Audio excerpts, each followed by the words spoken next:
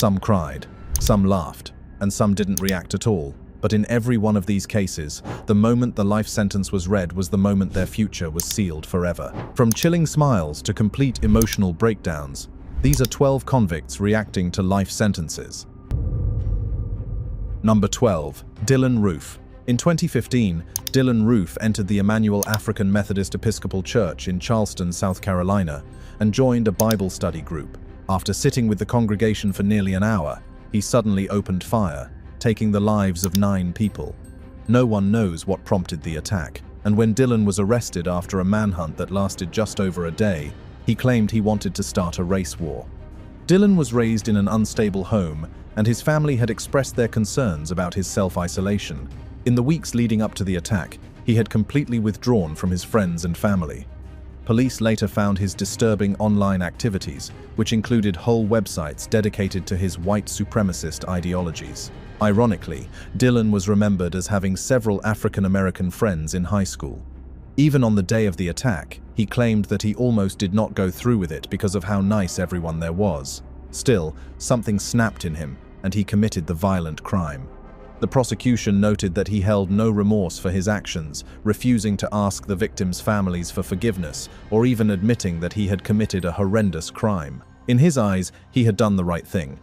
In fact, the prosecution presented Dylan's manifesto in court, which included detailed and disturbing ideas, plans to commit a school attack, and other elaborate schemes to start a race war. The courtroom was in shock. It was hard to imagine that a 21-year-old held that much hate in his heart in the 21st century, which is why the judge and members of the jury believed it was best that he never return to society. If anything, they recommended the maximum possible penalty for Dylan, and he is currently waiting for execution in South Carolina. Number 11. Bryan Kohberger. In 2022, 4 students of the University of Idaho were found unalived in their off-campus home. The crime was brutal, and it seemed like whoever had carried it out wanted revenge. Nothing was taken from the home, and no one was spared. Investigators immediately started looking into the students' lives, trying to find someone who hated all of them enough to commit the gruesome crime. But for weeks, they kept coming back to square one. While the crime was deliberate and detailed, it did not follow a pattern. It almost seemed like someone had just chosen the unfortunate home at random and decided to commit a horrible mass unaliving. Weeks after the crime made headlines, police finally had a lead: Bryan Kohberger. Surveillance footage from the crime scene placed Bryan's vehicle at the home during the unalivings, and DNA from within his vehicle matched that of the victims. It was clear that he had committed the crime, but the bigger question was why. At the time of his arrest, Bryan was a doctoral student at the University of Washington and had just finished his first term in criminology. The crime made no sense to detectives, and the prosecution tried to base its case on a potential motive. Prosecutors claimed that Bryan had grown obsessed with the idea of committing the perfect crime and had extensively studied the Idaho home for months leading up to the event. Bryan refused to acknowledge the crime. He neither accepted it nor denied it, and offered no explanation against the prosecution's case. He simply accepted that he had been caught and that this was coming for him. The only time he accepted the crime was when the prosecution tried to push for capital punishment, and Bryan's team took a plea deal to reduce the sentence to a life term. From 2025 till the rest of his life, Bryan Kohberger will stay locked up. Number 10. Robert Bowers. The most terrifying crime committed against local Jewish communities in the United States was carried out in 2018 by 46-year-old Pennsylvania native Robert Bowers. On October 27th, Robert entered the Tree of Life synagogue in Pittsburgh and opened fire, immediately unaliving 11 people and wounding 6 others. Robert was not close to his family and barely had any friends. He worked as a trucker, and his neighbors described him as a ghost they would rarely ever see. By all means, Robert seemed like an unremarkable man. However, his social media presence, especially on the far-right site Gab, was worrisome. Robert would post several right-wing and conservative statements, blaming immigrants and people from different backgrounds for all of America's problems. In the days leading up to the attack, his comments had grown increasingly anti-Semitic. In fact, just moments before going inside of the synagogue, Robert posted one last message on Gab, saying that he was going in. Witnesses claimed that he shot randomly at the group for almost 20 minutes before attempting to make a run for it. He was arrested just a short distance from the crime scene and immediately taken into custody. The prosecution showed members of the jury Robert's problematic posts during the trial phase, noting that he was proud of what he did and held no remorse. Robert refused to speak during his trial and instructed his defense team to agree to all charges being brought against him. All his defense team could realistically do to avoid capital punishment was plead his mental health during the crime. But after 5 hours of deliberating over 2 days, the jury believed Robert Bowers was a dangerous man who deserved what was coming for him. He's set to be executed by lethal injection in Pennsylvania. Number 9. Derek Chauvin. Derek Chauvin became one of the most recognized defendants in modern United States history after the unaliving of George Floyd. Derek was a Minneapolis police officer who responded to a call about a suspected counterfeit bill. During the arrest, he restrained Floyd on the ground for 9 minutes, while bystanders recorded the whole thing. The video quickly spread online and sparked worldwide protests, with many calling the incident excessive force. Prosecutors argued that Derek used unreasonable and dangerous force while detaining Floyd, which continued even after it was clear that Floyd could not breathe. The footage played a major role in the case, showing bystanders pleading with officers as Floyd was losing his life. The prosecution maintained that Derek's actions directly caused Floyd's passing and that he ignored both training and the basic duty of care. The trial began in 2021 and drew global attention. For weeks, the jury heard testimony from medical experts, police officials, and eyewitnesses. The prosecution presented video from multiple angles, along with expert opinions stating that the restraint used was unjustified and dangerous. The defense argued that other health factors contributed to Floyd's passing and that Derek was following proper procedure. After deliberating for about 10 hours, the jury found him guilty on multiple charges related to the incident. During sentencing, Derek addressed the court briefly, offering condolences to Floyd's family, but giving no full explanation or apology. The judge then handed down a sentence of over 2 decades in prison, along with additional federal time that will keep him incarcerated for many years.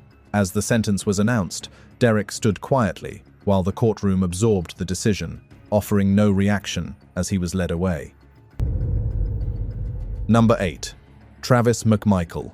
In 2020, Travis McMichael, his father, George McMichael, and their neighbor, Roddy Bryan, chased a 25-year-old African-American man named Ahmaud Arbery in Glynn County, Georgia.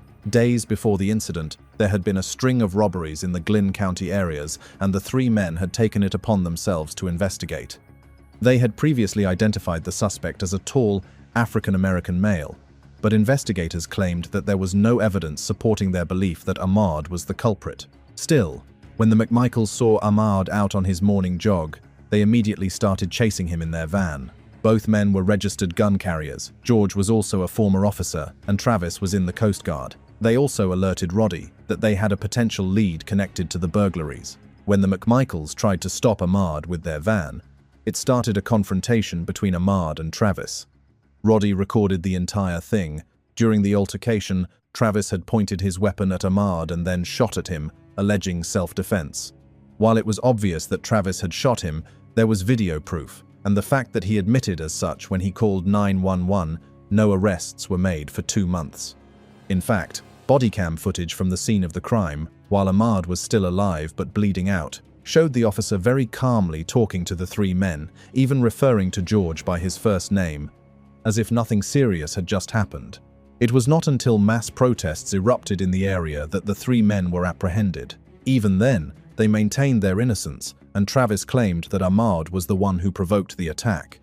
The prosecution, however, pointed out the men's racial bias, calling the attack a hate crime. They also pointed out that Ahmaud was in no way near any crime scene when the men approached him and tried to make a citizen's arrest.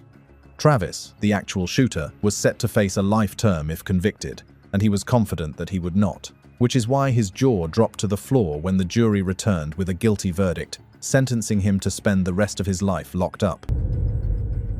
Number 7. Michael Gargiulo. Michael Gargiulo was dubbed the Hollywood Ripper after being linked to a string of brutal attacks that stretched across years and multiple states. Michael's crimes first came to light in the early 2000s, but investigators later connected him to earlier incidents as well. He was accused of targeting women in their homes, often entering quietly, before launching sudden and violent attacks while they slept. Several victims survived and were able to identify him, which ultimately helped build the case that brought him down. Prosecutors argued that Michael followed a disturbing pattern. He allegedly stalked women, learned their routines, and then struck when they were most vulnerable. His known victims included a young college student and an aspiring actress, both attacked inside their homes. One woman survived and later testified in court, describing the terrifying moment she fought back and escaped. The trial took years to come together as investigators connected evidence from different crime scenes. DNA evidence, witness testimony, and detailed timelines all played a major role. Prosecutors described Michael as a serial predator who carefully chose his targets and tried to avoid detection. The defense challenged the timeline and evidence but struggled to overcome the strength of the forensic case presented. Michael was found guilty on multiple counts. He was sentenced to spend the rest of his life behind bars. During sentencing, Michael showed very little emotion. He sat quietly, while victims and their families spoke about the lasting impact of his actions. Number 6. Markeith Lloyd.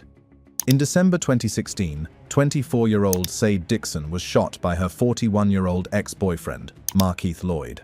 Markeith had shot at the pregnant Sade over 8 times when she opened the door for him. He had also injured her brother when he tried to defend her. Sade did not survive the attack, and the police launched a manhunt to find the perpetrator. A month later, at a local Walmart, a shopper informed Lieutenant Deborah Clayton that Markeith was standing in line at the counter. She approached him in the parking lot, drawing her weapon and asking him to surrender. Markeith, instead, fired at her, causing her to fall to the ground, face first on the pavement. Markeith then circled above her and shot her in the neck, unaliving her. An even bigger manhunt was launched against Markeith with the full force of the Orlando Police Department, intent on finding him one way or another. He was ultimately apprehended at an abandoned home outside the city and taken in. Now, the defense had a tough case. Markeith stood accused of 2 unalivings. So, they tried to argue that he was not legally sane at the time of either of the 2 shootings. He was acting in self-defense against Deborah, and that the police officers who arrested him had used excessive force when he lay on the ground and was visibly complying with them. The defense team tried to work every angle, even having Markeith show up to court with bandages and an eye patch to show that police had roughened him up. They also claimed that investigators had denied him medical assistance during interrogation, even when he repeatedly asked. But the jury believed that these were just desperate attempts by Markeith and his lawyers to undermine the crimes he had committed. They came back with a guilty verdict, sentencing Markeith to receive capital punishment. Number 5. Ronnie O'Neal. In 2018, Ronnie O'Neal was arrested after a violent incident inside his Florida home left his girlfriend and young daughter unalived and his son seriously injured. What began as a house fire call turned into a horrifying discovery when authorities realized what had actually happened inside. Prosecutors said Ronnie's actions came after escalating tension at home. According to the defense, an argument spiraled into extreme violence, and Ronnie then set the house on fire in an attempt to destroy the evidence. But one key witness survived, his young son. During the trial, the child bravely testified about that night, directly identifying Ronnie and describing what he saw. That testimony became one of the most emotional and powerful moments in the entire case. What truly set this trial apart, though, was Ronnie himself. He chose to represent himself in court, turning the proceedings into a performance. He questioned witnesses, argued loudly, and made long, confusing speeches. At times, he even lashed out verbally at the very people trying to bring justice for the victims. Despite the chaos, prosecutors presented strong forensic evidence and witness testimony. The jury ultimately found Ronnie guilty on multiple counts. When it came time for sentencing, the courtroom braced for another spectacle, and they got one. Ronnie babbled, sang, and made bizarre remarks while victims' family members delivered emotional statements. As the judge handed down multiple life sentences without parole, Ronnie continued talking and showed little genuine remorse. Number 4. TJ Lane. TJ Lane was just 17 years old when he carried out a school shooting that stunned the small community of Chardon, Ohio. TJ arrived at his high school that morning and opened fire inside the cafeteria, targeting students at random. 3 students lost their lives, and several others were seriously injured. Investigators struggled to find a clear motive for days. TJ had no serious criminal history and did not appear to have direct conflicts with the victims. Prosecutors later suggested that the attack was driven by a desire for attention. In interviews and online activity, TJ showed signs of resentment and isolation, but never gave a simple explanation for why he carried out the attack. The case moved quickly through the courts.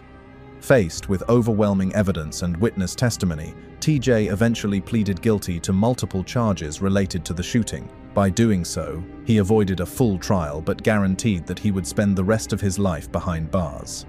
During hearings, he sometimes appeared detached, even smirking, but it was the sentencing hearing that made headlines everywhere. As family members delivered emotional impact statements, TJ suddenly interrupted the courtroom. Instead of showing remorse, he smiled, laughed, and began taunting those in the room. At one point, he made crude gestures and shouted that the victims meant nothing to him. The outburst shocked everyone present and quickly went viral online. Number 3. Eric Smith. Eric Smith was just 13 years old when he committed a crime that stunned his small New York community in 1993. Eric Smith approached 4-year-old Derek Robbie near a local park and convinced him to walk into a nearby wooded area. Not long after, Derek was reported missing, and a search quickly began. His body was later discovered in the woods, and investigators soon focused on Eric after witnesses placed him in the area. He eventually confessed, giving details that shocked even experienced investigators. Prosecutors argued that Eric acted out of bottled-up anger, isolation, and years of being bullied, saying he targeted someone smaller and more vulnerable as a way to release that frustration. The case gained national attention because of his age and the disturbing nature of the crime. During the trial, prosecutors presented his confession and physical evidence linking him to the scene, while the defense focused on his mental health and troubled upbringing, arguing he needed treatment rather than permanent punishment. Despite those arguments, the jury found him guilty, and he was sentenced to life in prison. Inside the courtroom, Eric's reaction was not explosive or dramatic, but eerily subdued. He sat stiffly, barely moving as the sentence that would define the rest of his life was read aloud. While Derek's family openly grieved just feet away from him, Eric avoided eye contact and kept his expression flat, almost withdrawn. Observers noted that he looked more frozen than emotional, as if struggling to process the weight of what had just happened, before he was quietly escorted out to begin his life behind bars. Number 2. Daniel Marsh. Daniel Marsh was only 15 when he unalived Claudia Maupin and Oliver Northup, an elderly couple, in their Davis, California home. Daniel claimed that he had been fighting the urge to commit a gruesome crime for years, but finally had enough in 2011. He left his mother's residence and began wandering the Davis area, looking for a home that was easy to break into. He found the couple's home, tore through the screen door, and then made his way up to their bedroom. Daniel claimed that he watched them sleep for several minutes before eventually stabbing them. Both were stabbed over 60 times. The case drew widespread coverage for several reasons: the brutality and the fact that the criminal had left no DNA traces at the scene of the crime. At just 15 years old, Daniel had fantasized about crimes for so long that he had perfected it. So, how did he eventually get caught? Months after the incident, he started bragging about unaliving the couple to his friends, who then reported the crime to their parents, leading the police to him. Once confronted, Daniel did not deny what he had done. In fact, he claimed that he derived pure happiness from the unaliving. Daniel's case led to a new law being passed, which precluded violent offenders like himself from benefiting from the juvenile system. If he had been sent to juvenile detention, Daniel would have been guaranteed release when he turned 25. Instead, a new law was passed, which stated that he had to serve at least 25 years of his life sentence before he would be allowed a parole hearing. Daniel did not deny his involvement in the crime and even admitted that this was something he felt was necessary. The defense team did not have much of a case, and the prosecution dominated the trial. Daniel was sentenced to 62 years to life behind bars. In 2018, a video was released where Daniel claimed that he had since been reformed, was apologetic for his crimes, and begged for a second chance. The video was taken down from YouTube at the victim's family's request. Number 1. Timothy Graves. Timothy Graves lived for years as a quiet antique shop owner in a small Oregon town, the kind of neighbor no one ever suspected. But in 2017, Timothy's double life came crashing down when police carried out a welfare check at his home after neighbors complained about a foul smell coming from the property. Inside the basement, investigators discovered multiple victims stored in a freezer, carefully wrapped and labeled, revealing a disturbing pattern that had gone unnoticed for months. Prosecutors later said Timothy had been luring people through online ads for jobs and sales, bringing them into his home and unaliving them. While he also stole money from the victims, authorities said the main motive was far darker. Journals and recordings found inside the house showed that he believed consuming parts of his victims would make him stronger and transform him into something beyond human. He documented everything in chilling detail, treating it like a long-term personal project. After weeks on the run, he was eventually captured at a motel and taken into custody without resistance. During the trial, prosecutors presented overwhelming evidence, including videos, journals, and financial records, while the defense argued that he suffered from severe mental illness and delusional beliefs. The jury ultimately rejected that argument and found him guilty on all major charges. He was sentenced to multiple consecutive life terms, without the possibility of parole. When Timothy appeared in court for sentencing, his appearance shocked everyone. His face had been altered with metal hardware and piercings, and he stood smiling as the judge described the horror of his actions. As the life sentences were announced, he showed no remorse and even turned toward the victims' families with a chilling final remark before being quickly escorted out of the courtroom.